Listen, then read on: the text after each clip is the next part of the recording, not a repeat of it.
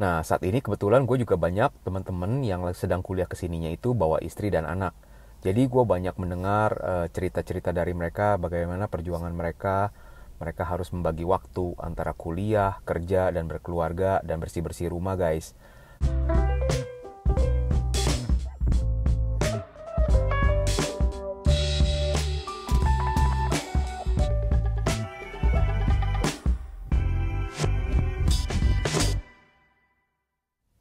Halo guys, ketemu lagi nih dengan gua Darwin dalam channel pribadi gua Opini Darwin. Dan dalam video kali ini gua akan membahas mengenai segmen atau pangsa pasar channel gua ini lebih cocok untuk siapa sih? Nah, sebelum itu disclaimer dulu ya guys ya, bahwa gua bukan agen edukasi, gua bukan agen tenaga kerja, gua juga bukan immigration lawyer. Gua salah satu dari ribuan imigran Indonesia yang berada di Toronto guys. Dan gua di sini adalah kelas pekerja. Gue hanya bekerja sebagai karyawan, gue bukan seorang pengusaha, dan gue merintis segala sesuatunya dari nol di sini. Jadi gue membuat video-video yang memberikan opini gue mengenai kehidupan sebagai seorang diaspora di Kanada. Gue berusaha membuat video ini secara real tanpa dibuat-buat. Jadi ketika gue membuat video ini, ya udah, gue lagi pakai baju ini, gue pakai baju kerja. Gue lagi di mobil, saat ini gue lagi jam makan siang. Jadi gue nggak sengaja dandan dulu, gue nggak sengaja pakai baju yang mewah-mewah dulu gitu ya. Ya udah gue tampil apa adanya. Jadi kurang lebih seperti itu guys backgroundnya ya. Nah sebelum itu jangan lupa untuk subscribe bagi yang belum, dan like and comment dan bantu share jika menurut kalian video ini bermanfaat bagi orang-orang lainnya juga. Oke guys, sebelum itu gue minta maaf, gue harus menggunakan mikrofon yang ada kabelnya ini. Sebenarnya ini mengganggu pemandangan, tapi ya kejadiannya ini gue dulu punya yang sejenis AirPod gitu. Gue udah beli mahal-mahal terus hilang, 2 kali kehilangan guys. Jadinya capek deh, ya udahlah gue pakai yang kabel begini aja ya. Oke, bicara mengenai segmen atau channel gue ini cocoknya buat siapa?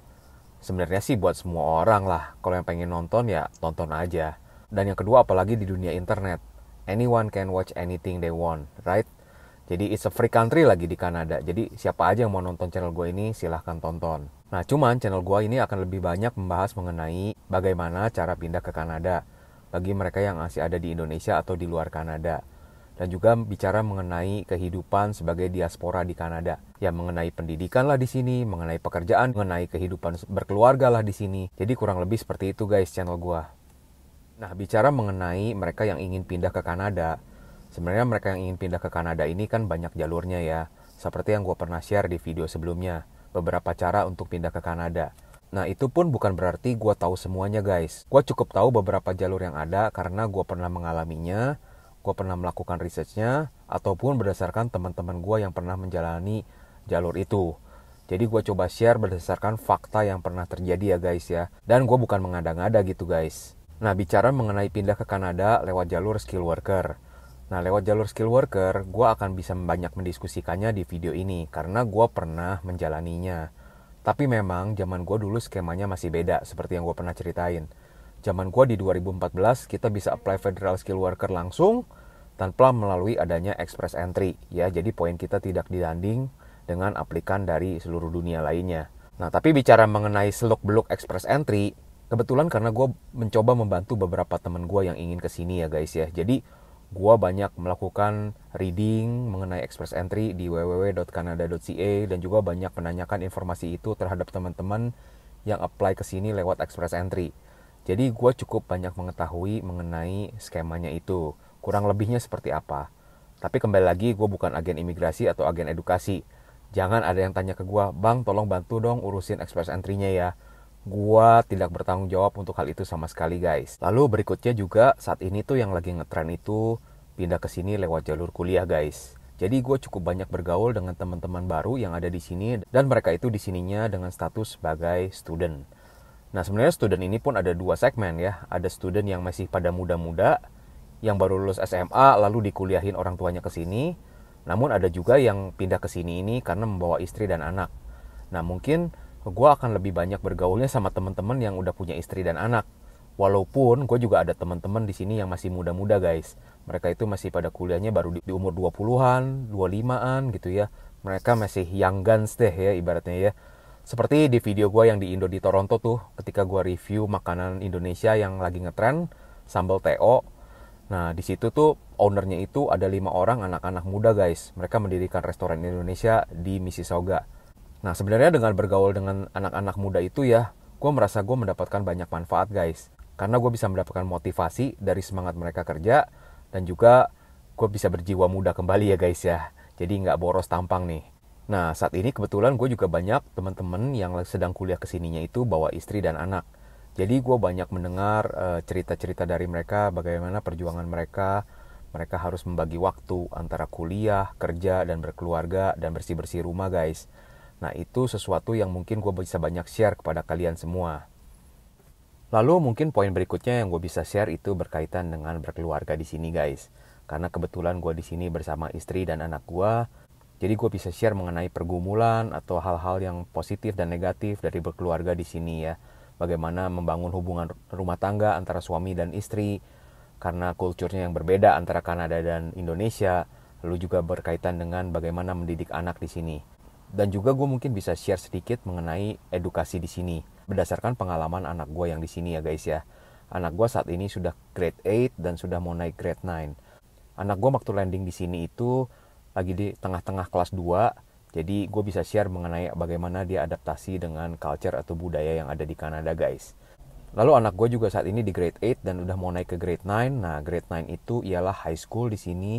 Nanti gue bisa share sedikit mengenai apa saja sih program-program unggulan dari high school yang ada di sini guys. Mungkin itu bisa membantu buat kalian semua yang lagi membawa anak kalian untuk sekolah di sini ya guys ya. Lalu berikutnya berkaitan dengan pekerjaan guys. Nah seperti yang gue jelaskan bahwa gue bekerja sebagai karyawan. Saat ini gue bekerja sebagai senior plant accountant di salah satu pabrik di perusahaan metal yang cukup besar di North America ya. Company gue ini mempunyai sekitar 40 pabrik di Kanada dan di Amerika dan di Meksiko juga guys. Nah mungkin gue bisa share sedikit mengenai bagaimana kehidupan sebagai accountant di sini, karir sebagai accountant di sini, dan juga saat ini gue juga masih kuliah ambil CPA guys. Gue bisa share mengenai CPA Kanada ini, prosesnya ini cukup ribet, cukup panjang ya, dan juga persaingannya cukup ketat di dunia accounting ini. Nanti gue bisa share kenapa dunia accounting itu cukup ketat di sini. Menurut kalian itu topik yang interesting nggak untuk dibahas dalam satu video tersendiri? Kasih tahu di komentar di bawah ini ya guys ya. Lalu selain itu gue juga banyak networking dengan teman-teman orang Indonesia yang ada di sini ya, dengan diaspora yang ada di sini. Seperti yang gue udah jelaskan, gue ikut mailing list Serviamto, lalu gue juga di Facebook ikut grup yang Indonesian in Toronto, Indonesian in Canada. Jadi gue banyak bergaul dengan teman-teman orang Indonesia di sini, mereka yang sudah lama tinggal di sini. Gue ingin mendapatkan banyak motivasi ya melalui networking itu.